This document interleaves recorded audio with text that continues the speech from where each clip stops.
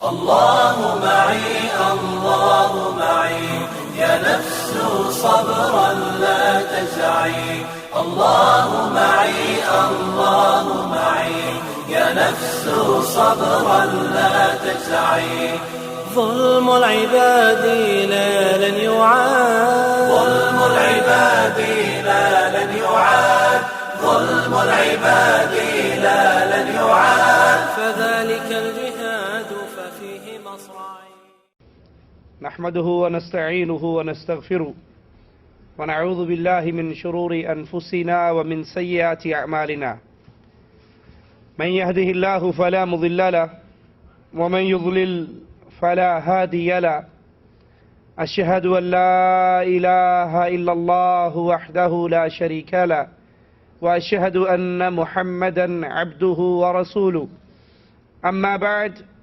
أعوذ بالله من الشيطان الرجيم بسم الله الرحمن الرحيم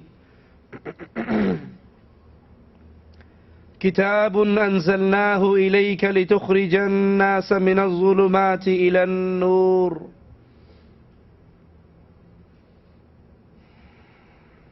وہ معاشرہ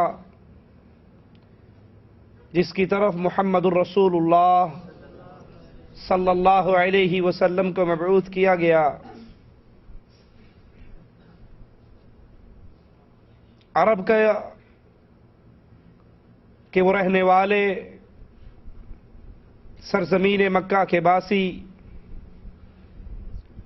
دنیا کی کوئی برائی شاید نہ ہو جو اس معاشرے کے اندر موجود نہ ہو۔ صحیح بخاری کے اندر ان کی بدحالی کا علم اس حدیث سے ہوتا ہے کہ زانیہ عورتیں اپنے گھروں پر سیاہ جھنڈے لہرایا کرتی تھی۔ زنا، قتل، چوری، ڈاکہ، بدکاری، حاجیوں کو لوٹنا، ہر برائی اس معاشرے کے اندر موجود۔ کبھی پانی پینے پلانے پہ جھگڑا، کبھی گھوڑا آگے بڑھانے پہ جھگڑا، اخلاق کی قدر ان کے اندر اتنی ناپید تھی کہ اپنی لخت جگر، اپنی بیٹیوں کو وہ زمین کے اندر زندہ درگور کر دیا کرتے تھے۔ ایک شخص آیا تھا رسول اللہ صلی اللہ علیہ وسلم کے پاس، اپنے ہاتھ کو اس نے آگے بڑھایا بیعت کے لیے اور پھر اپنا ہاتھ پیچھے کر لیا۔ اللہ کے پیارے حبیب علیہ الصلاۃ والسلام نے پوچھا، تو نے بیعت کرنے کے لیے ہاتھ کو آگے بڑھایا پھر واپس کیوں کیا؟ وہ کہنے لگا، یا رسول اللہ صلی اللہ علیہ وسلم، مجھے اپنے گناہ یاد آئے، اور ان گناہوں میں خاص طور پہ ایک گناہ،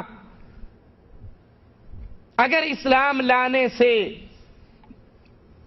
میرے یہ گناہ معاف ہو جائے تو میں اسلام لے آتا ہوں، اور اگر اسلام لانے کے باوجود میرا یہ گناہ باقی رہے، اور وہ گناہ کیا تھا؟ وہ کہتا ہے، اللہ کے حبیب علیہ الصلاۃ والسلام، میں نے اپنی کئی بچیوں کو اپنے ہاتھ سے اس زمین میں زندہ دفن کیا۔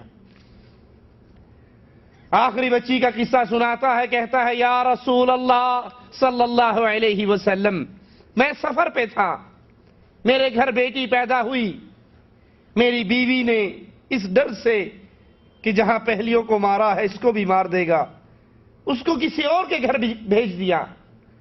وہ آتی میرے ساتھ کھیلتی اور پھر لوٹ جاتی۔ جب میرے ساتھ اس کی دل لگی ہو گئی، بیوی یہ سمجھی کہ اب تو اس کا دل بہلانے لگ گئی، محبت کرنے لگ گیا یہ بھی، اب اسے بتا دیتی ہوں اب یہ نہیں مارے گا۔ تب اس نے مجھے بتایا، جس سے تو کھیلتا ہے یہ تیری اپنی بیٹی ہے، یہ تیری اپنی لخت جگر ہے۔ کہتا ہے، میں نے اسی وقت ٹھان لی کہ اس کو بھی کسی نہ کسی دن جیسے اس کی پہلیوں کے ساتھ ان کو دفن کیا ہے اس کو بھی دفن کروں۔ ایک دن میں اس کو لے کر جاتا ہوں، شہر سے باہر لے جاتا ہوں، گڑھا کھودتا ہوں، اپنی اس بیٹی کو اس میں اتارتا ہوں. وہ سمجھ رہی ہے بابا میرے ساتھ مذاق کر رہا ہے، وہ سمجھتی ہے بابا میرے ساتھ کھیل رہا ہے، اور میں اس کو زمین میں اتار کے اس کا سائز پورا کر رہا ہوں. اور جب اس کے سائز کا گڑھا تیار ہو گیا، میں نے اس پہ مٹی ڈالنی شروع کر دی. جب اس کے ہاتھ اور جسم اس مٹی میں پھنس گیا اور اسے یقین ہوا کہ اب یہ مجھے مار کے ہی دم لے گا، وہ بابا بابا کہتی رہی، روتی رہی، چیختی رہی. لیکن میں اس کی چیخوں کو نہ سنتا رہا اور پتھر دل ہو کر اس پہ مٹی ڈالتا رہا، یہاں تک کہ اس کی چیخیں اس مٹی کے نیچے دفن ہو گئی. صحابی کہتے ہیں میں نے اپنی نظر کو اٹھایا رسول اللہ صلی اللہ علیہ وسلم کے چہرے کی طرف. آپ کی آنکھوں سے آنسو بہ رہے تھے. زاروں قطار اللہ کے نبی صلی اللہ علیہ وسلم رو رہے تھے اس کا یہ ظلم سن کر. یہ وہ معاشرہ تھا جس کی طرف امام الانبیاء، امام اعظم محمد الرسول اللہ صلی اللہ علیہ وسلم تشریف لائے. آپ نے آ کر اس معاشرے کی اصلاح فرمائی. آپ نے آ کر زمین میں دبے ہوئے انسانوں کو نکالا، ان کو عزتوں کی وہ راستے دکھائے، عزت کی اس شاہراہ کے راہی بنے اور عزت کے اس مقام پر پہنچے. ابن مسعود رضی اللہ عنہ وارضا درخت کے اوپر چڑھے ہوئے مسواک توڑنے کے لیے ہوا کا تیز جھونکا آیا. ابن مسعود رضی اللہ عنہ وارضا اس درخت کے ٹہنے پہ لڑکھڑا اٹھے. صحابہ ان کو دیکھ کر ہنسنے لگے، بڑی کمزور ٹانگوں والے، پتلی ٹانگوں والے. آپ نے پوچھا کیوں ہنستے ہو؟ کہا ابن مسعود کی کمزور ٹانگوں کو دیکھ کر ہنس رہے ہیں. کہا اللہ کی قسم ابن مسعود کی یہ پنڈلیاں اللہ کے میزان میں احد پہاڑ سے زیادہ بھاری ہے. اس گرے ہوئے معاشرے کو، انسانیت سے ناآشنا اس قوم کو رسول اللہ صلی اللہ علیہ وسلم نے عزت کے اس مقام پر پہنچایا. بلال سے آ کر پوچھتے ہیں بلال کیا عمل کرتے ہو؟ میں جنت میں تیری جوتیوں کی آواز سن رہا تھا. یہ معاشرہ پھر اتنی عزت والا معاشرہ بنا. اس معاشرے کے باسی مکہ کے رہنے والے عزتوں کے اس مقام پر پہنچے. خدیجہ کھانا لے کر چلتی ہے، اللہ کے پیارے حبیب جناب محمد الرسول اللہ صلی اللہ علیہ وسلم کے لیے آسمان سے فرشتہ اترتا ہے، کہتا ہے یا رسول اللہ صلی اللہ علیہ وسلم یہ خدیجہ آ رہی ہے، اس کو اس کے اللہ کا سلام کہہ دو. کہیے اس کو تیرا اللہ تجھے سلام کہتا، اور تیرے اللہ نے تیرے لیے جنت میں موتی کا ایک محل تیار کر دیا ہے. وہ کیا طریقہ کار تھا، وہ کیا فارمولہ تھا جس کے تحت ڈاکو قوم کے رہنما بن گئے، چور اور اچکے اس قوم کے قائد بن گئے. وہ فارمولہ کیا تھا. کیونکہ آج اگر میں اور آپ اپنے معاشرے کو دیکھتے ہیں، اگر ہم اپنے ملکوں میں اپنی گلیوں پہ نگاہ دوڑاتے ہیں، جس طرح عرب کے معاشرے کے اندر ہر برائی موجود تھی، آج ہمارے معاشرے کے اندر بھی ہر برائی موجود ہے. زنا عام ہے، قتل عام ہے. نوجوان گھر سے سبزی لینے کے لیے جاتا ہے اور اس کی کٹی پٹی ہوئی لاش پہناتی. باپ اپنے بیٹے کو ہسپتال لے کر جاتا ہے اور راستے کے اندر ہی وہ انجانی گولیوں کا شکار ہو جاتا ہے. دنیا کی ہر برائی ہمارے معاشرے کے اندر رچ بس گئی ہے.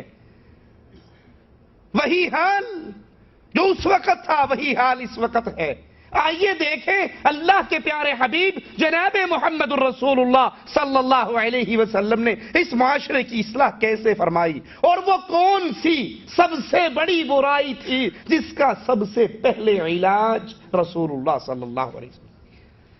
برائیاں تو بہت تھی، زنا، چوری، قتل، شراب، ڈاکہ. برائیوں کی یہ کیفیت تھی کہ گناہ کرنے والے اپنے گناہوں کو پوشیدہ نہیں رہنے دیتے تھے، بلکہ صبح مجلسوں کے اندر اپنے گناہوں کو مرچ مسالے لگا کر بیان کرتے تھے. مزے لے لے کر بیان کرتے میں نے یہ کیا، میں نے یہ کیا، میں نے. آئیے وہ کون سی برائی جس کا سب سے پہلے علاج رسول اللہ صلی اللہ علیہ وسلم عرب کے معاشرے کا کر رہے ہیں. وہ برائی یہ تھی کہ یہ مخلوق اپنے خالق کو بھولا چکی تھی. زنا بھی برائی ہے، چوری بھی برائی ہے، شراب بھی برائی ہے، جوا بھی برائی ہے، سود بھی برائی ہے، قتل بھی برائی ہے، ڈاکہ بھی برائی ہے، حاجیوں کو لوٹنا بھی برائی ہے. لیکن یہ ساری برائیاں چھوٹی ہیں. سب سے بڑی برائی یہ ہے جس اللہ نے اس بندے کو پانی کے گندے قطرے سے پیدا کیا، اس اللہ کی ذات و صفات و عبادت میں یہ بندہ کسی اور کو شریک کرنے لگ جائے. اسی لیے رسول اللہ صلی اللہ علیہ وسلم پہاڑی پہ چڑھے، اپنی قوم کو آواز دی، اہل مکہ کو بلایا اور ان کے سامنے معاشرے کی اصلاح کا پہلا نقطہ، معاشرے کی اصلاح کی پہلی سیڑھی، پہلا سٹیپ پیش کرتے ہوئے کہتے ہیں قولوا لا الہ الا اللہ تفلحوا تملک العرب والعجم. لا الہ الا اللہ کے اقرار کر لو، معاشرے کی اصلاح ہو جائے گی، تمہاری دنیا بھی سنور جائے گی، تمہاری آخرت بھی سنور جائے گی. تملک العرب والعجم، عرب کے مالک بھی تم بنو گے، عجم کے مالک بھی تم بنو گے. شرط کیا ہے؟ ساری برائیوں سے بڑی برائی اللہ کے ساتھ شرک کرنا ہے. جب تم اس سے بعد آ جاؤ گے، اس شرک سے اپنے دامن کو چھڑا لو گے تو اللہ اپنی رحمت سے تمہاری دنیا بھی سنوار دے گا، آخرت بھی سنوار دے گا. وہ قوم اپنے معاشرے کو کبھی نہیں سنوار سکتی جو لا الہ الا اللہ کی بنیادی دعوت کو چھوڑ کر قوم کو نماز کے نام پہ اکٹھا کرے، قوم کو جہاد کے نام پہ اکٹھا کرے، قوم کو رشوت کے خلاف اکٹھا کرے، زنا کے خلاف اکٹھا کرے. وہ قوم کبھی اپنے معاشرے کو سنوار نہیں سکتی اور کبھی بھی معاشرہ نہیں سنور سکتا. معاشرہ اس طریقے پہ سنورے گا جس طریقے پہ محمد نے سنوارا تھا صلی اللہ علیہ وسلم. اور میرے نبی نے سب سے پہلے جس گناہ، جس برائی، جس جرم کا علاج کیا وہ لوگوں کی دہلیز پہ جھکی ہوئی گردنوں کو اٹھا کر ایک اللہ کے سامنے جھکایا. آج دنیا کے بے بہا لوگ، دنیا کی بے بہا تنظیمیں، جماعتیں چاہتی ہیں ہمارا معاشرہ ٹھیک ہو جائے. کبھی رشوت کے خلاف، کبھی زنا کے خلاف، کبھی چوری کے خلاف، کبھی ڈاکے کے خلاف، کبھی بے پردگی کے خلاف تقریریں ہوتی ہیں. اس پوائنٹ پر معاشرے کو سنوارنے کی کوشش کی جاتی ہے اور خال ہی کوئی نظر آئے گا جو اپنے معاشرے کو اس بنیاد پہ سنوارے جس پر محمد رسول اللہ نے سنوارا صلی اللہ علیہ وسلم. اللہ عز و جل نے اپنے نبی کو وہ کتاب دی جو کتاب نور ہدایت، دعوت توحید دینے والی کتاب. قرآن کہتا ہے وَأَنزَلْنَا إِلَيْكُمْ نُورًا مُبِينًا، ہم نے کھلا ہوا نور، روشن دلیلیں، روشن کتاب، روشن نور تمہاری طرف اتارا. ایک اللہ کی عبادت کرو، اللہ کی عبادت میں کسی کو شریک نہ کرو. اللہ کی عبادت کے بعد معاشرے کی اصلاح کا دوسرا طریقہ کار، دوسرا سٹیپ، یہ معاشرہ تب ٹھیک ہوگا جب پوری دنیا کے لوگ محمد کے رنگ میں رنگ جائیں گے صلی اللہ علیہ وسلم. محمدی رنگ اگر معاشرے پہ غالب آئے گا، نبی کی اتباع کا رنگ غالب آئے گا تو جو لوگ نبی سے جڑ جاتے ہیں، جو اپنا دامن رسول سے لگا لیتے ہیں، جو اپنے نبی کی اتباع کرتے ہیں، ان کی دنیا بھی سنورتی ہے، ان کی آخرت بھی سنورتی ہے.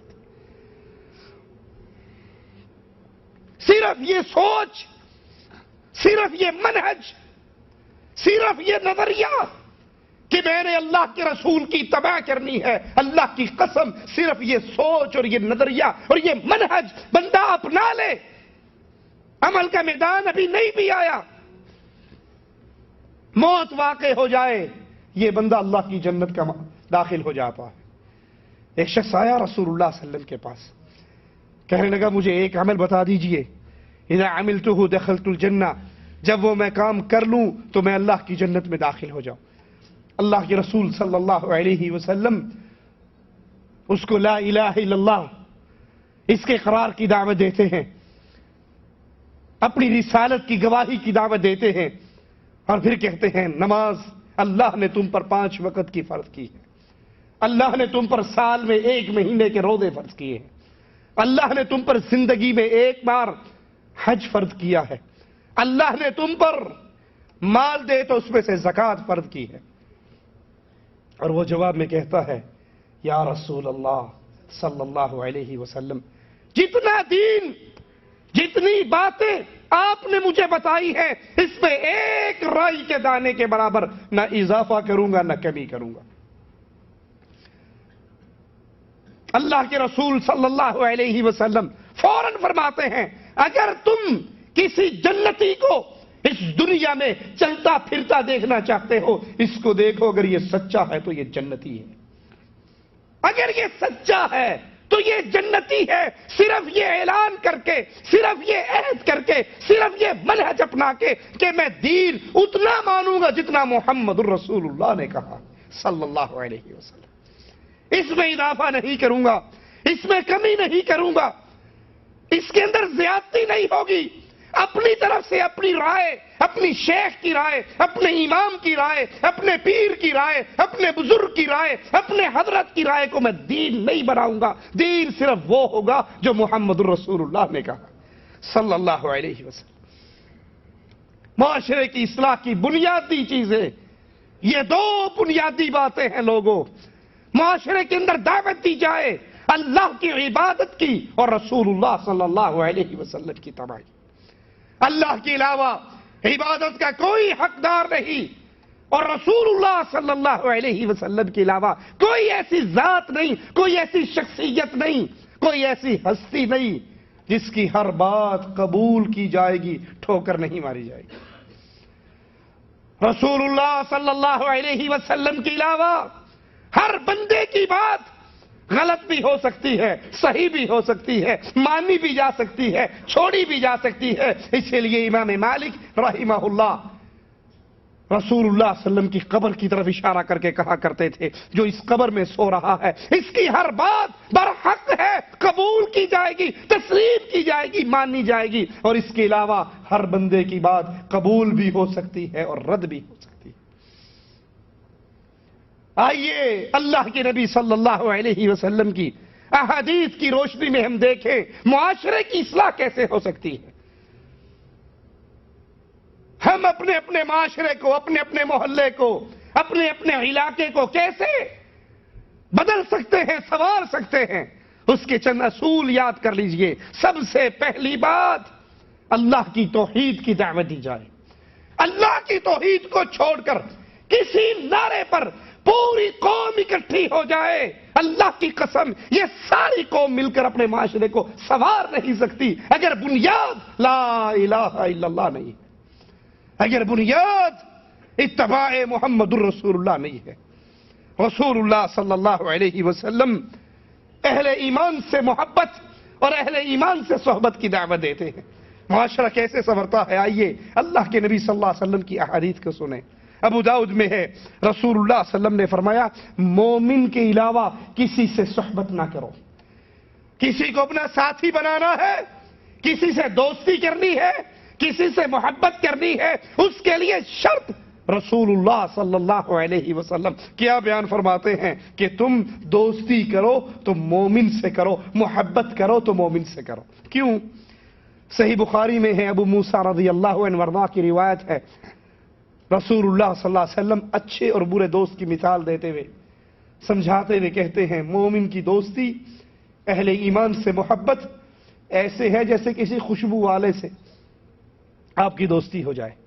اب خوشبو والے سے دوستی ہوگی تو وہ آپ کو عطر لگا دے گا، خوشبو لگا دے گا، اور اگر وہ خوشبو نہیں بھی لگائے گا تو کم از کم اس کے ساتھ بیٹھنے سے جو خوشبو اس کے پاس ہے وہ تو آئے گی نا۔ اگر اہل ایمان سے، مومن سے دوستی کرو گے، محبت کرو گے، آپ کو وہ اللہ اور اس کے رسول کی باتیں بتائے گا، اور اگر وہ نہیں بتائے گا تو جو کچھ خود عمل کر رہا ہے وہ تو آپ کو بھی نظر آ رہا ہے۔ اور برے آدمی کی دوستی، مشرک کی دوستی، بدعتی کی دوستی، اس کی مثال جیسے آگ جلانے والا، بھٹی جلانے والا. اب آگ جلانے والے کے پاس بیٹھ جاؤ، پہلی بات تو انگارے اڑ کے آپ کے کپڑے جلیں گے، اور اگر آگ کی چنگاریاں نہ بھی اڑی تو کم از کم دھوئیں سے اپنا منہ تو کالا کروا کے آؤ گے نا. اللہ کے نبی صلی اللہ علیہ وسلم کے قول پہ، آپ کے حکم پہ غور کرو. جب بھی دوستی کرو تو کس سے؟ مومن سے. معاشرہ درست ہوتا چلا جائے گا. یہ اصول ہمارے ہاں زندہ ہے یا مر گیا ہے؟ ہم دوستی کرتے تھے کس بنیاد پہ کرتے ہیں؟ میری اس سے بہت دوستی ہے شاہ صاحب. کیوں؟ اجی پاکستانی بھائی ہے نا. میری اس سے بڑی دوستی ہے. کیوں؟ ہم انڈیا کے ہیں، وہ بھی بنگلور کا ہے، ہم بھی بنگلور کے ہیں. وہ بمبئی کا ہے، ہم بمبئی کے ہیں. وہ کیرلا کا ہے، ہم کیرلا کے ہیں. ہماری دوستیوں کی بنیاد لا الہ الا اللہ ختم ہو گئی. اجی کتنا بھی اچھا مواہد ہو، یہ تو ہے تو انڈیا کا نا. بھلے انڈیا والے کی پاکستان والے سے کیسے دوستی ہو سکتی؟ وہ انڈیا کا، ہم پاکستان کے. یہ انڈیا، یہ پاکستان، یہ بنگلہ دیش، یہ حدود، یہ قیود، یہ ملکوں کی سرحدیں، اسلام میں اس کی کوئی حیثیت نہیں. اللہ کے نبی فرما رہے ہیں دوستی کرنی ہے تو مومن سے کرنا، مشرک سے دوستی نہیں ہو سکتی. وہ قوم کی بنیاد پہ بھی دوستی نہیں ہو سکتی، برادری کی بنیاد پہ دوستی نہیں ہو سکتی، زبان کی بنیاد پہ. اجی ہم خان ہیں، یہ بھی خان ہے، تو خان کا دوستی تو بڑا اچھا چلتا ہے نا. یہ سید ہے، ہم سید ہیں. یہ شیخ ہے، ہم شیخ ہیں. یہ قوم کا راجپوت ہے، ہم قوم کے راجپوت ہیں. تو قومیت بھی تو کوئی چیز ہے، پنجابیت بھی تو کوئی چیز ہے. ہم قومیں ہیں، قوموں کی بنیاد پہ دوستی کرتے ہیں. اگر معاشرے کی اصلاح چاہتے ہو تو رسول اللہ صلی اللہ علیہ وسلم کے فرامین کو اپنے دلوں میں اتارو. آپ نے فرمایا دوستی کرنی ہے، صحبت کرنی ہے. بلکہ ایک روایت میں ہے دوستی نہ کرو سوائے مومن کے، اپنا کھانا نہ کھلاؤ سوائے متقی اور پرہیزگار کے. تمہارا کھانا متقی کھائے، پرہیزگار کھائے، اللہ کا نیک بندہ کھائے. اور تمہاری دوستی کا حق ایک اہل ایمان کے لیے.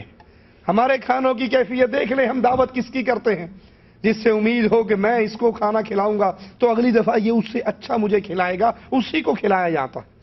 ہماری دوستی کی بنیادیں یا تو قومیت ہے، یا تنظیمیں ہیں، یا سیاست اور الیکشن ہے، یا جمہوریت اور ووٹ ہے. اس بنیاد پہ ہم کسی سے محبت کرتے ہیں اور اس بنیاد پہ ہم کسی سے نفرت کرتے ہیں. رسول اللہ صلی اللہ علیہ وسلم منع فرماتے ہیں کوئی مسلمان کسی مسلمان کو حقیر نہ جانے. صحیح مسلم میں ہے، اللہ کے نبی فرماتے ہیں کوئی شخص لوگوں کے عیبوں پر نظر رکھتا ہے، لوگوں کے عیبوں پر ایک شخص نظر رکھتا ہے، لوگوں کے گناہ. وہ محاورہ مشہور ہے نا، کسی کی آنکھ کا تنکا بھی اس کو نظر آتا ہے، اپنی آنکھ کا شتیر بھی نظر نہیں آتا. لوگوں کے گناہوں پر نظر. اور وہ پھر کہتا ہے ہلاک الناس، بڑے گناہ کرتے ہیں لوگ، بڑے گناہ گار ہیں، یہ تو سب ہلاک ہونے والے ہیں. اللہ کے نبی فرماتے فَهُوَ أَهْلَكُهُمْ، وہ ان میں سب سے پہلے ہلاک ہونے والا. کسی بنیاد پہ لوگوں کو حقیر نہ جانے، مسلمان کو حقیر نہ جانے. اور وہ بدنصیب ہے، برباد ہونے والا ہے، ہلاک ہونے والا ہے جو اپنے گناہوں پر اپنی آنکھوں کو بند کر لیتا ہے اور لوگوں کے گناہوں کو بڑی دوربینوں سے بیٹھ کے دیکھتا ہے اور سمجھتا ہے کہ یہ بڑے گناہ گار ہیں. اپنے گناہ دیکھنے ہیں تو اپنی ذات کے دیکھو، محاسبہ کرنا ہے تو سب سے پہلے اپنی جان کا کرو. جو لوگوں کے گناہوں پر نظر رکھے اور ان کو حقیر جانے اور اپنے آپ کو بڑا پارسا اور متقی سمجھے، اللہ کے نبی فرمایا یہ پہلے ہلاک ہونے والا ہے. آج ہمارے ہاں حقارت کی بنیاد، کتنا اچھا مواحد ہو، 5 وقت کا نمازی ہو، پہلی صف کا نمازی ہو، رشتہ لینے دینے کی بات آ جائے، اجے کمال کرتے ہو، ہم قریشی ہیں اور یہ کمہار ہے. بڑا قریشی کی بیٹی کمہار کے گھر جا سکتی ہے؟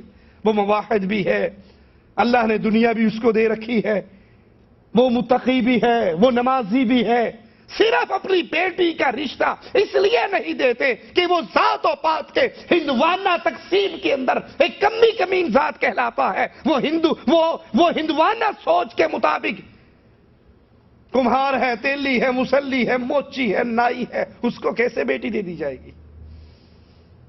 اس بنیاد پہ معاشرے برباد ہوتے ہیں. یہ معاشرے کی بربادی کے طریقہ کار ہیں.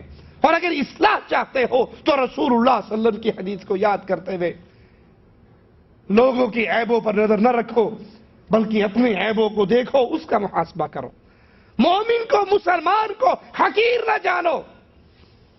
جس نے لا الہ الا اللہ کا اقرار کرتے ہوئے اس کی شرائط پر عمل کیا، اس کے تقاضوں کو پورا کیا، اتباع محمد رسول اللہ میں وہ ٹھیک ہے، اس کی نماز، اس کا روزہ، اس کا حج، اس کی زکوٰۃ، اس کا نکاح، اس کی طلاق، اس کی زندگی محمدی ہے، وہ مواحد اور محمدی ہے. پھر اپنی بیٹی کا ہاتھ اس لیے روکتے ہو کہ ہم اونچی ذات کے ہیں اور یہ کمزور ذات کا ہے، یہ کمتر ذات کا ہے.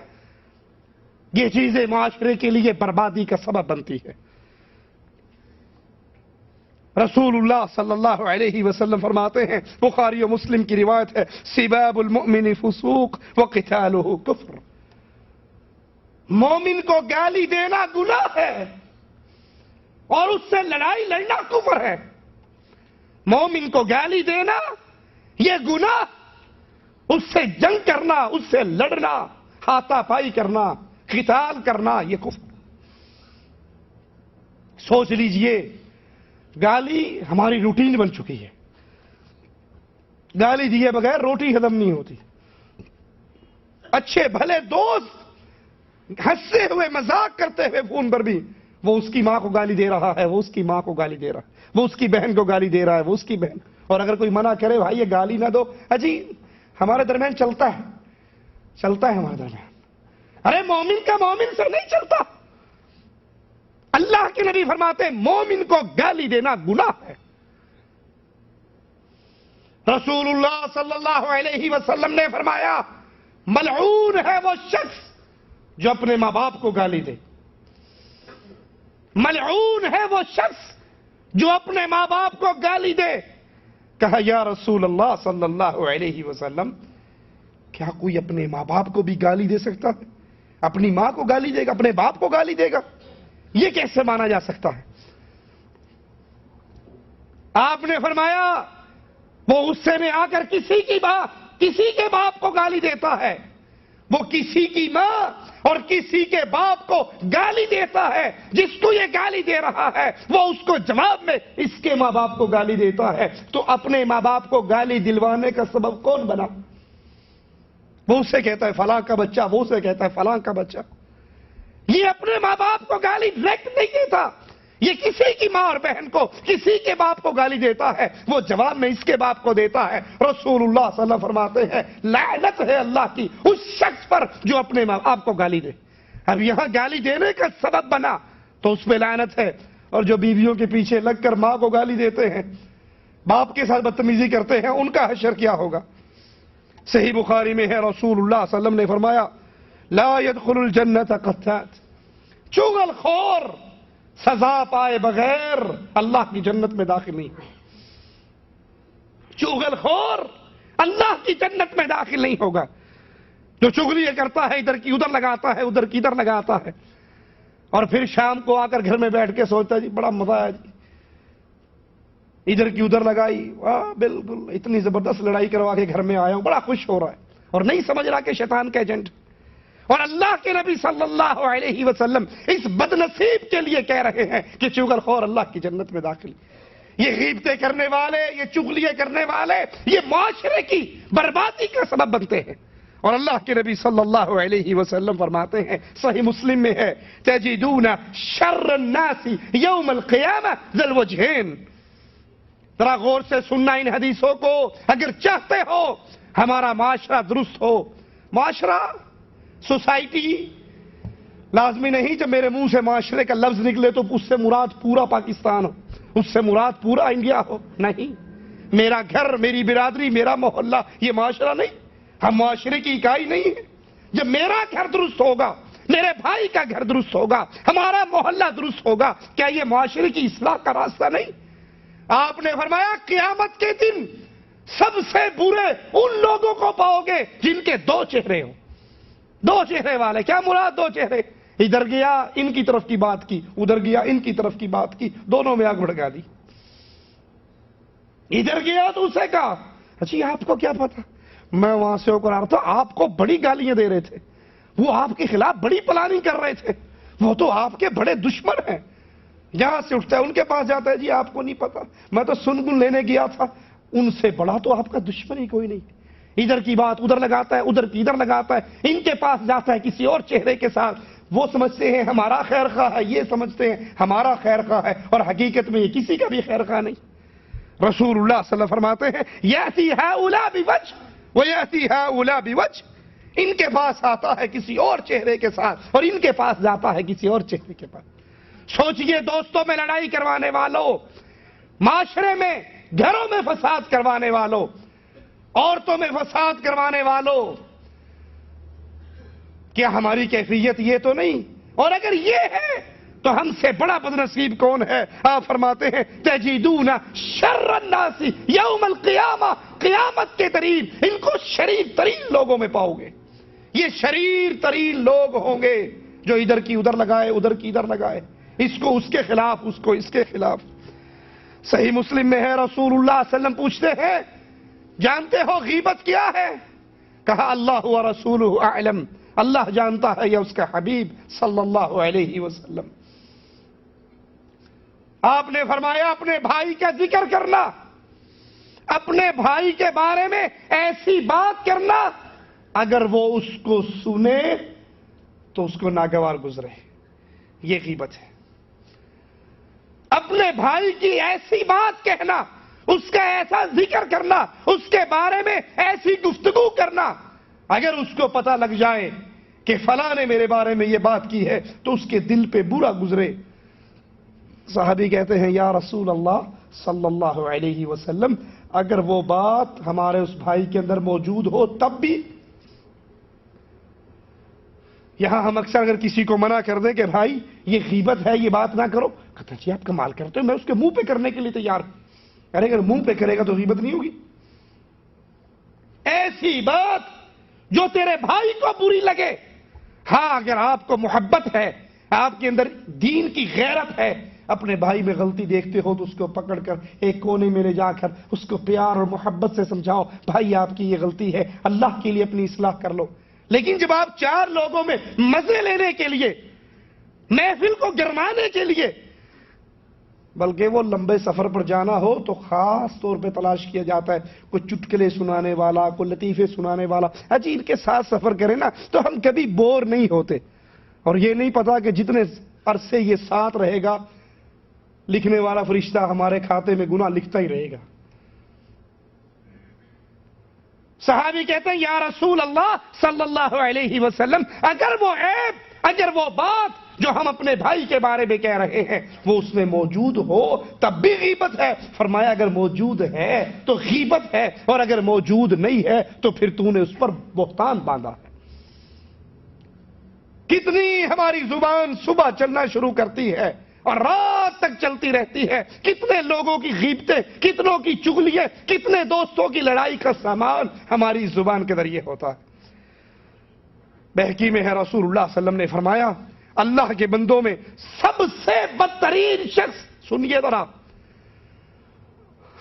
اللہ ہمیں ایسے گروہ میں شامل نہ فرمانا، اللہ کے بندوں میں سب سے بدترین شخص غیبتیں پہنچانے والا۔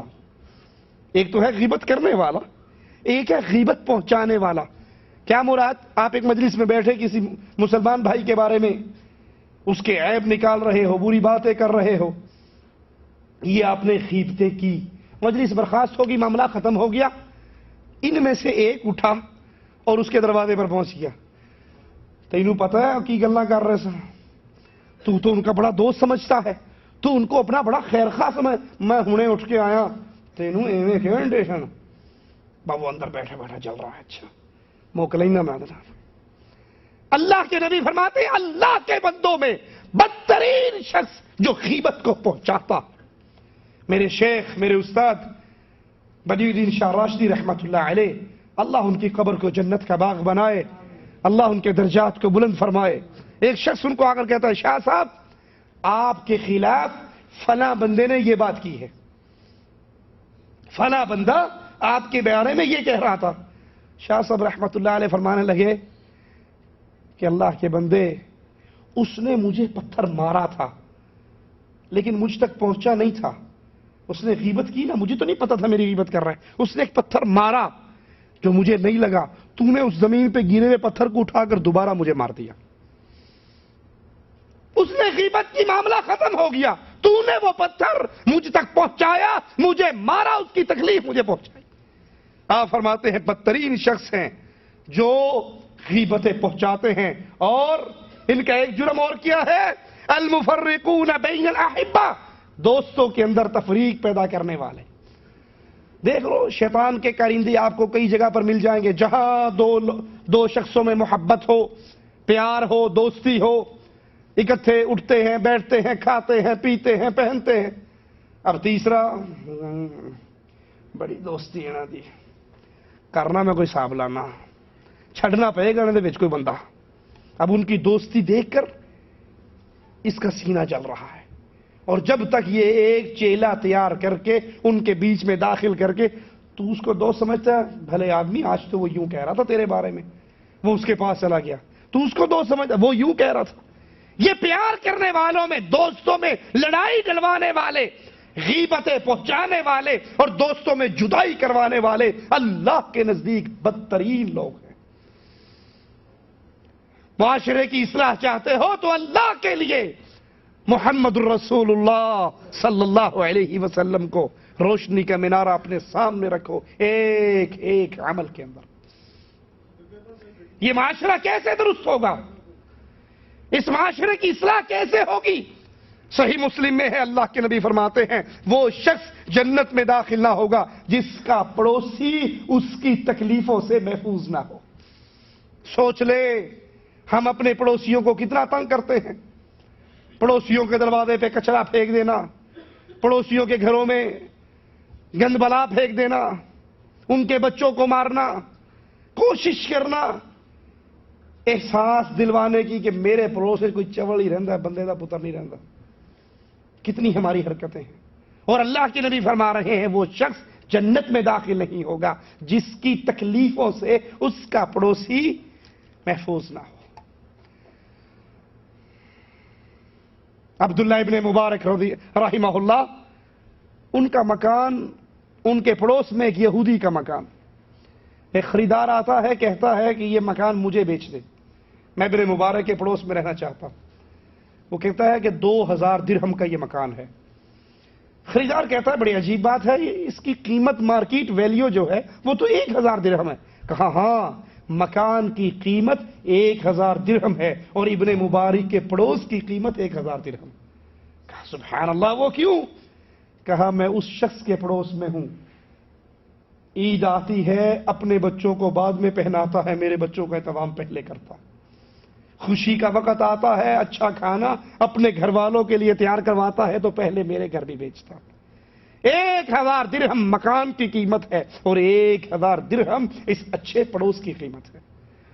رسول اللہ صلی اللہ علیہ وسلم فرماتے ہیں وہ شخص پورا ایماندار نہیں بنا جو اپنا پیٹ تو بھر لیتا ہے اور اس کا پڑوسی اس کے پاس بھوکا سوتا ہے.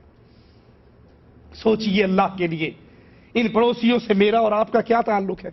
کبھی آپ کے اور میرے دل میں یہ خیال آیا یہ میرے پڑوسی ہیں، میں ان کے ساتھ اچھا برتاؤ کروں، میں ان کے ساتھ رسول اللہ صلی اللہ علیہ وسلم کی حدیثوں کے مطابق معاملہ کروں، میں کھانا کھا رہا ہوں اچھی چیز بنی ہے تھوڑی زیادہ بنا کر میں اپنے پڑوس میں بھی بھیج دوں. ہمارے ہاں فتنے اور فساد، لڑائی اور جھگڑے، گالی اور گلوچ، کسی بات پہ پڑوسیوں کی لڑائی ہو جائے، بندے کام پہ گئے ہوئے، عورتیں اپنے اپنے دروازے میں کھڑی ہو کے لڑتی ہیں، وہ یہاں کھڑی گالی دے رہی ہے، یہاں کھڑی گالی دے رہی. اور جب گالیاں دے دے دے کے ان عورتوں کے گلے بیٹھ جاتے ہیں نا، سنگ جو آواز نہیں نکلتی، کہندی اچھا پھر میرا صبر ہی ہے، سویر دی گالا کڈن ڈئی سی ہن گال نکلدی نہیں، کہہ دیا اچھا پھر میرا صبر ہی پڑے گا تیرے تھے. اور اللہ کے نبی صلی اللہ علیہ وسلم فرماتے ہیں وہ شخص جنت میں داخل نہیں ہوگا جس کا پڑوسی اس کی تکلیفوں سے اس کی شرارتوں سے محفوظ نہ رہے. یاد کر لیجئے نبی کی حدیثوں کو, اللہ کی قسم نبی کے فرامین سن کر صرف سبحان اللہ کہہ کر نہ اٹھیے, اپنی زندگی کو بدلنے کا عہد کریں, پھر تو ہمارا یہاں بیٹھنا سننا اور سنانا فائدہ مند ہے. آپ نے فرمایا کسی مومن کے لیے, کسی مسلمان کے لیے جائز نہیں ہے وہ اپنے مسلمان بھائی سے 3 دن سے زیادہ قطع کلامی کرے. اگر کسی پہ آپ ناراض ہو چکے ہو, کسی کے بارے میں دل میں غصہ آیا ہے, تو بہت حد یہ ہے کہ آپ 3 دن تک اس سے بائیکاٹ کریں. لیکن 3 دن کے بعد اگر پھر آپ کی لڑائی, پھر آپ کا بائیکاٹ, پھر آپ کی قطع تعلقی برقرار رہتی ہے, تو آپ نے فرمایا کسی مومن کے لیے جائز نہیں وہ اپنے بھائی سے 3 دن سے بڑھ کر قطع تعلقی کرے. اور ان میں سب سے بہتر کون ہے؟ سنیے ذرا, اگر یہاں پہ شرط لگا دی جائے کہ 3 دن سے زیادہ بائیکاٹ نہیں کیا جا سکتا اور جو پہل کرے گا اس کو 100 ریال انعام ملے گا, کیا خیال ہے؟ مقابلہ نہیں شروع ہو جائے گا, پہلے سلام میں کرنا ہے, 100 ریال جو ملنا ہے. ہم مادہ پرست دور میں ہیں اور یہی ہمارے سامنے سب کچھ ہے. آپ نے فرمایا ان میں بہتر وہ ہے جو سلام کرنے میں پہل کرتا ہے. ہم سلام کرنے کو کیا سمجھتے ہیں؟ اپنے شان میں گستاخی. ہم سلام کریں, میں انہیں کرو کھانا. حضرت عثمان رضی اللہ عنہ وارضا بیٹھے ہوئے, عمر ابن خطاب پاس سے گزرے, کہا السلام علیکم. حضرت عثمان نے کوئی جواب نہیں دیا. انہوں نے پھر کہا السلام علیکم, کوئی جواب نہیں. عمر ابن خطاب نے تیسری بار کہا السلام علیکم, کوئی جواب نہیں. ہوندا ساڈے ورگا 4 پیسے جیب جا کے سلام کا جواب نہیں دینا. جا کھا خسما نو, میں تیرا کو لینا دینا, میں تیرا کھانا ہوں, میں تیرے گھر سے کھاتا ہوں, میں نے تیرے دانے دینے نہیں کرتا, میں دیکھوں گا بھی نہیں. یہی حال ہے ہمارا یا نہیں؟ اللہ کے لیے سوچئے. آپ اور میں مل کے اس معاشرے کی اینٹیں ہیں.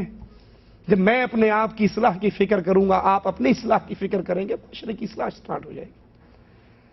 عمر ابن خطاب نے 3 مرتبہ سلام کیا, جواب نہیں ملا.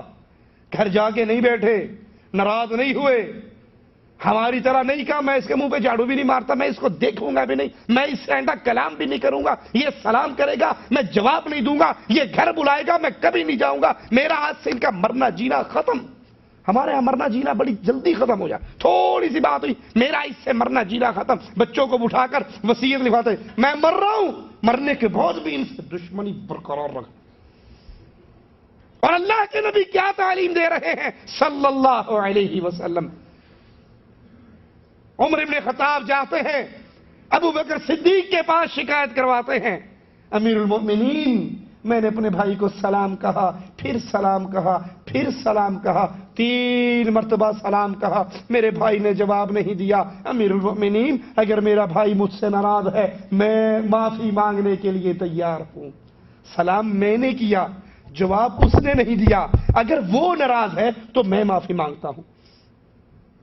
امیر المومنین بلاتے ہیں عثمان رضی اللہ عنہ وارضا, تو نے اپنے بھائی کے سلام کا جواب کیوں نہیں دیا؟ کہا امیر المومنین عمر نے مجھے سلام کیا ہی نہیں ہے. آپ نے کہا عمر یہ تو کہتا ہے سلام نہیں کیا. کہا میں امیر المومنین سلام میں نے صرف کیا نہیں, اس کے کانوں میں سلام کی آواز بھی پہنچائی ہے, زور سے سلام کیا. کہتا نہیں امیر المومنین یہ کیسے ہو سکتا ہے, بھائی مجھے سلام کرے میں جواب, اس نے سلام کیا ہی نہیں.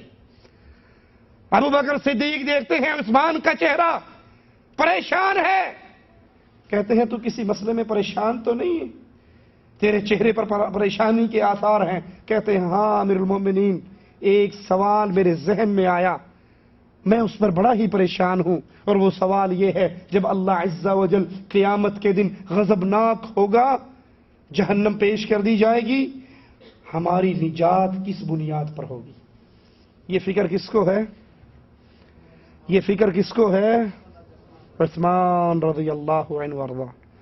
وہ عثمان کائنات کا وہ عظیم انسان جس کو ایک مجلس میں محمد الرسول اللہ صلی اللہ علیہ وسلم نے 7 مرتبہ کہا تھا عثمان فی الجنہ، عثمان فی الجنہ، عثمان فی الجنہ، 7 مرتبہ کہا.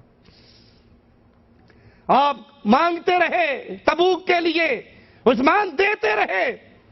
کون سا اونٹ دے گا جنت لے لے، کون سا اونٹ دے گا جنت لے لے، کون سا اونٹ دیتا ہے میں اس کو جنت کی گارنٹی دیتا ہوں. جواب میں عثمان کہتے ہیں میں 100 اونٹ دیتا ہوں، مجھے جنت دیجیے. آخری بار جھولی اشرفیوں کی بھر کے لا کر نبی کی گود میں ڈال دیتے ہیں. اللہ کے حبیب علیہ الصلوۃ والسلام اس سونے سے کھیل رہے ہیں اور زبان آپ کی ارشاد فرما رہی ہے ما ضر عثمان ما عمل بعد اليوم قط. آج کے بعد اے عثمان تو کوئی عمل بھی نہ کرے، اللہ نے تیری جنت کا پھر بھی وعدہ کر لیا ہے. وہ عثمان پریشان. اللہ کے نبی نے کہا تھا جس نے ایک جملہ کہا وہ جنت میں داخل ہوگا. میں بھول گیا وہ جملہ کون سا تھا. ابو بکر کہتے ہیں میں نے پوچھا تھا عثمان وہ جملہ آپ نے فرمایا کلمہ التی عرضتها علی عمی، وہ لا الہ الا اللہ جو میں نے چچا پر پیش کیا تھا. اگر چچا لا الہ الا اللہ پڑھ لیتا فہی لہو نجات، تو یہ کلمہ اس کو اللہ کی جنت میں لے جاتا. یہ ہے مومن کے ساتھ حسن ظن. ہم کسی کو سلام کرے اس کو پتا بھی نہیں ہے کس نے سلام کی اور جواب نہیں ملا اور ہم گھر بیٹھ کے ناراض ہو جائیں، مرنا جینا ختم کر لیں، رشتہ داریاں توڑ لیں. نہیں بھائی، تو جس بنیاد پہ اس سے ناراض ہے ذرا اس سے پوچھ تو لے، چیک تو کر لے اس تک وہ بات پہنچی بھی ہے یا نہیں. معاشرے کی برائیوں کے اندر بہت بڑی برائی زنا، شراب، چوری، یہ بڑی برائیوں میں سے برائیاں ہیں جس کے اندر معاشرہ آج گرفتار ہو چکا ہے الا من رحم ربی. بخاری و مسلم میں ہے رسول اللہ صلی اللہ علیہ وسلم فرماتے ہیں لا یزنی زانی حین یزنی وہو مؤمن. جب زانی زنا کرتا ہے وہ مومن، جب چور چوری کرتا ہے وہ مومن. اپنے کمرے میں اپنے بھائیوں کا رکھا ہوا سامان اٹھا کر چوری میں کامیاب ہو جانے والوں اور پھر اندر بیٹھ کے بگلے بجانے والوں، جی سوال آ گیا جی تنخواہ ملی تھی ابھی لا کے رکھی، اسے پتہ ہی نہیں لگا اور میں ہاتھ صاف کریں. ہاتھ کی صفائی میں اتنا ماہر ہوں 100 بندوں کی جیب کاٹ لوں کسی کو نہیں پتہ لگتا. یہ فخر سمجھتے ہیں، اس پہ اتراتے ہیں، اس پہ خوشیاں دکھاتے ہیں. اور اللہ کے نبی کیا فرماتے ہیں جب چور چوری کرتا ہے وہ مومن نہیں رہتا، جب زانی زنا کرتا ہے وہ مومن نہیں رہتا، جب شرابی شراب پیتا ہے وہ مومن نہیں رہتا. اور ایک روایت میں ہے اس کا ایمان اس کے نکل کے اس کے سر پہ سایہ کر کے کھڑا ہو جاتا ہے، انتظار کرتا ہے کب یہ توبہ طائب ہو اور میں واپس اس کے اندر داخل ہوں. سوچئے زنا کرتے ہوئے، چوری کرتے ہوئے، شراب پیتے ہوئے بندہ مومن نہیں رہتا، ایمان اس کا نکل جاتا ہے. اور اگر اس حال میں موت آ گئی تو کیا یہ موت کفر کی نہیں ہوگی؟ ایمان تو ہے نہیں. گناہ کی حالت میں اگر موت آ گئی کیا یہ موت ہماری اور آپ کی بربادی کا پیغام لے کر نہیں آئے گی؟ رسول اللہ صلی اللہ علیہ وسلم وہ مومن نہیں رہتا. خائن جب خیانت کرتا ہے وہ مومن نہیں رہتا. پس بچو تم ان گناہوں سے. یہ سارے گناہ آپ نے گنوائے جو معاشرے کو بربادی کی طرف لے جاتے ہیں اور فرمایا کہ جب یہ گناہ کیے جاتے ہیں گناہ کرنے والا اس وقت مومن نہیں رہتا، ان گناہوں سے بچو. ابو داؤد ترمذی میں ہے ابن عمر فرماتے ہیں رضی اللہ عنہما ایک روز رسول اللہ صلی اللہ علیہ وسلم منبر پر چڑھے، بلند آواز سے خطبہ ارشاد فرمایا، پرجوش آواز میں، یہاں تک کہ پردہ نشین عورتوں نے اپنے گھروں کے اندر رسول اللہ صلی اللہ علیہ وسلم کا خطاب سنا. فرمایا اے وہ لوگو جو زبان سے ایمان لے کر آئے ہو، مومن بننے کے دعوے دار ہو، ابھی تک ایمان ان کے دلوں میں پیوست نہیں ہوا، سنو مسلمانوں کو کسی طرح کی تکلیف نہ دو، نہ ان کو عار دلاؤ. کوئی بندہ گناہوں سے توبہ طائب ہو جائے اس کی حوصلہ افزائی کرنی چاہیے یا آر دلانی چاہیے؟ ہمارے ہاں کوئی بندہ دیندار بنا ہو، توبہ طائب ہوا ہو، اب وہ نیکی کی دعوت دے تو کیا خیال ہے جواب میں کیا سننے کو ملتا ہے؟ 100 چوہے کھا کے بلے حج میں چلی۔ اور کل تک تو کیا کرتا تھا؟ آج ہمیں آیا نماز پڑھ لو، پڑھ لیں گے نماز، تجھے اپنا نہیں پتا تو کیا کرتا تھا؟ تو اب اس کو A to Z پچھلے گناہ، ان گناہوں کی لذتیں یاد کروا رہے ہیں۔ مسلمان اگر اپنے گناہ سے توبہ طائب ہو جائے، مسلمان کو تکلیف نہ دو، مسلمان کو عار نہ دلاؤ، نہ ان کی غلطیوں کو ٹٹولو۔ مسلمانوں کی غلطی ٹٹولنے والوں، ان کی برائیاں ٹٹولنے والوں، ان کے عیب تلاش کرنے والوں، رسول اللہ صلی اللہ علیہ وسلم اس عمل سے منع کر رہے ہیں۔ اور مسلمانوں کی غیبتیں نہ کرو، ان کی پوشیدہ باتوں کے پیچھے نہ پڑو۔ سنو، جو کسی مسلمان کی پوشیدہ چیز کی تلاش میں لگ جاتا ہے تو اللہ اس کی پوشیدہ باتوں کی ٹوہ میں لگ جاتا ہے، اور جس کے پیچھے، جس کے عیبوں کی ٹوہ میں اللہ لگ جائے پھر اس کو رسوا کر دیتا ہے، بھلے وہ اپنے گھر کے اندر ہی کیوں نہ ہو۔ سوچ لے مسلمانوں کے پیچھے لگنے والوں، اچھا بندہ تو یہ غریب ہے، اس نے مکان کہاں سے بنایا؟ اب 2-4 بندے جاسوسی کے لیے اس کے پیچھے لگا دیتے ہیں۔ بندہ تو یہ اتنا نہیں ہے، اس نے نئی موٹر سائیکل کہاں سے نکلوائی؟ اب اس کے پیچھے، اس کے ٹوہ میں لگ گئے۔ ارے بھائی، اگر حلال طریقے سے کیا تو اللہ اسے برکت دے گا، اور اگر حرام طریقے سے کیا تو تجھ سے تو اس کا سوال نہیں ہوگا نا۔ اس کے عیب تلاش کرنے کی کوشش کرتے ہو۔ رسول اللہ صلی اللہ علیہ وسلم فرماتے ہیں، جو اپنے مسلمان بھائی کے عیب پر پردہ دنیا میں ڈالے، اللہ اس کے عیبوں پر پردہ قیامت کے دن ڈالے گا۔ اور جو مسلمان بھائی کے عیب تلاش کرنے کے لیے نکل کھڑا ہو، پھر اللہ اس کے عیبوں کی تلاش میں لگ جاتا ہے، اور اللہ جس کی عیب کی تلاش میں لگ جائے اس کو رسوا اور بدنام کر کے چھوڑتا ہے، بھلے وہ اپنے گھر کے اندر ہی کیوں نہ۔ ابن عمر رضی اللہ عنہما کی نظر بیت اللہ پر پڑتی ہے، ابو داؤد ترمذی میں ہے۔ ایک مرتبہ ابن عمر کی نظر پڑی تو کہا، اے کعبہ، تیری بڑی ہی عزت ہے، تیری بڑی ہی حرمت ہے، مگر تیری حرمت اور عزت مومن کی حرمت اور عزت سے زیادہ نہیں ہے۔ اللہ کے نزدیک ایک مومن کی عزت تیری عزت سے زیادہ ہے۔ مومن کو ذلیل کرنے والوں، اس کے لیے اس کی گناہوں کو تلاش کر کے پبلک کے اندر گفتگو کرنے والوں، اس کی غیبتیں کرنے والوں، چغلیاں کرنے والوں، اس کے راز ٹٹول کر لوگوں میں بدنامی کی نیت سے اس کی ذات کے معاملے کو پھیلانے والوں، یاد کر لو ابن عمر فرما رہے ہیں، اے بیت اللہ، اے کعبہ، تیری عزت، تیری حرمت بڑی عظیم ہے، لیکن اللہ کے نزدیک ایک مومن کی عزت تیری عزت سے بھی زیادہ ہے۔ تو ہم ایک مومن کو بے عزت کر کے، اس کو بدنام کر کے، اس کے عیب ٹٹول کے، کیا خیال ہے ہمیں کیا ملے گا؟ لیکن یہاں پہ یاد رکھ لو، یہاں عیب سے مراد اس کے ذاتی زندگی کے گناہ ہیں۔ اور اگر کوئی شخص شرک کو پھیلانے کا سبب بن رہا ہے، بدعت کو پھیلانے کا سبب بن رہا ہے، دین حنیف کے اندر نئے کاموں کے اضافے کا سبب بن رہا ہے، تو ایسے شخص کے اس بدعتی عملوں کا رد مسلمانوں پر واجب ہوتا ہے۔ یہاں مراد اس کی ذاتی زندگی کے گناہ ہیں۔ اگر کسی شخص کے اندر کوئی ذاتی کمزوری ہے، اس پہ پردہ ڈالو تاکہ میرے اور آپ کے گناہوں پر اللہ عز و جل پردہ ڈال۔ اور اگر ہم باز نہ آئے، یہ زبان کا چسکا، یہ مجلسوں کا چسکا، یہ غیبتیں جس کے بغیر ہماری روٹی ہضم نہیں ہوتی، صبح اٹھ کے کسی نہ کسی کے بارے میں، عورتیں عورتوں کے بارے میں، مرد مردوں کے بارے میں، تو پھر رسول اللہ صلی اللہ علیہ وسلم کا فرمان سنیے۔ ابو داؤد کے اندر یہ روایت موجود ہے، آپ نے فرمایا، ان ارب الربا، سود کا سب سے چھوٹا درجہ کیا ہے؟ ماں کے ساتھ بدکاری، چھوٹا درجہ۔ اور اللہ کے نبی صلی اللہ علیہ وسلم سود کا سب سے بڑا درجہ بتانے لگے ہیں، غور کرنا۔ ان ارب الربا، سود کا سب سے بڑا گناہ، سب سے بڑا سود یہ ہے ایک مسلمان کو ناحق بے آبرو کیا جائے، اپنی مجلسوں میں مسلمانوں کو ذلیل کرنے والوں ان کی غیبتیں اور چغلیاں کرنے والوں، ناحق جھوٹی تہمت لگانے والوں، جھوٹے الزام لگانے والوں.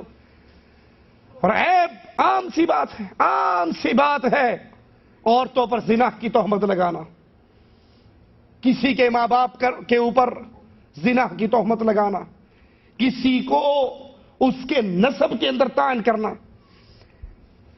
یہ عام سی بات ہے.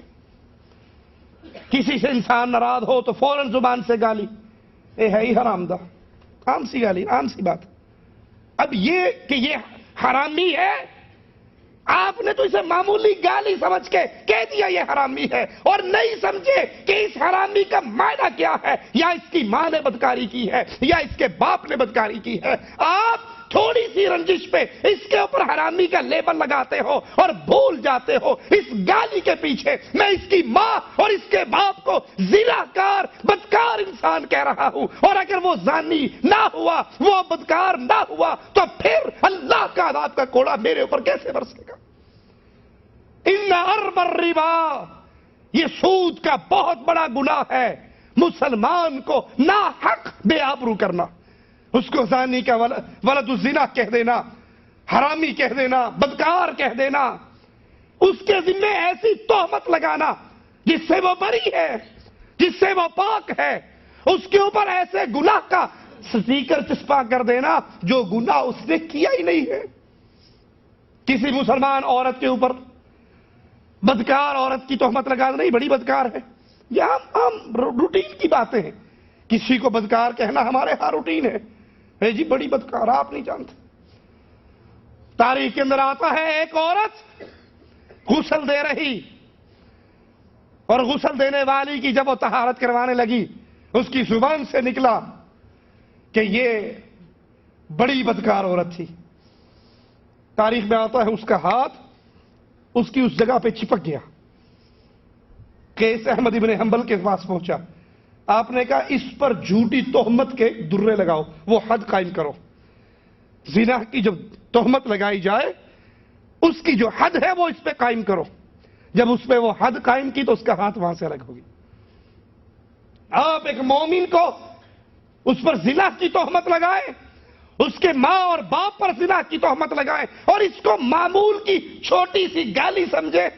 رسول اللہ صلی اللہ علیہ وسلم فرماتے ہیں یہ سود کا سب سے بڑا گناہ ہے کہ انسان ایک مومن مسلمان کو ناحق بے آبرو کرے، اس پہ بدکاری کی، اس پہ گناہ کی، ایسے گناہ کی تہمت لگائے جو اس نے نہ کیا ہو. اللہ سے دعا ہے اللہ ہماری خطاؤں کو معاف فرمائے، اللہ ہماری سیاہکاریوں کو معاف فرمائے، اللہ ہمیں زندہ رکھے، اسلام پہ رکھے. اللہ ہمیں موت دے تو اس حال پہ دے کہ اللہ ہم سے راضی ہو، ہم اپنے اللہ سے راضی ہوں.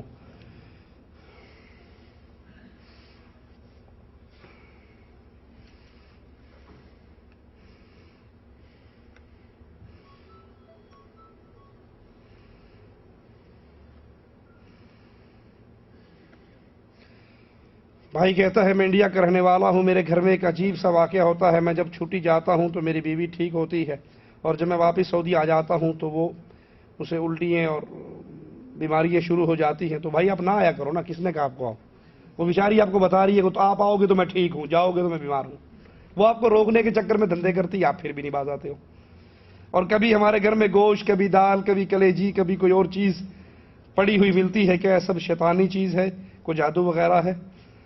جادو کے آثار ہیں گھر کے اندر، خون کے چھینٹے لگنا شیطانی اثرات ہیں.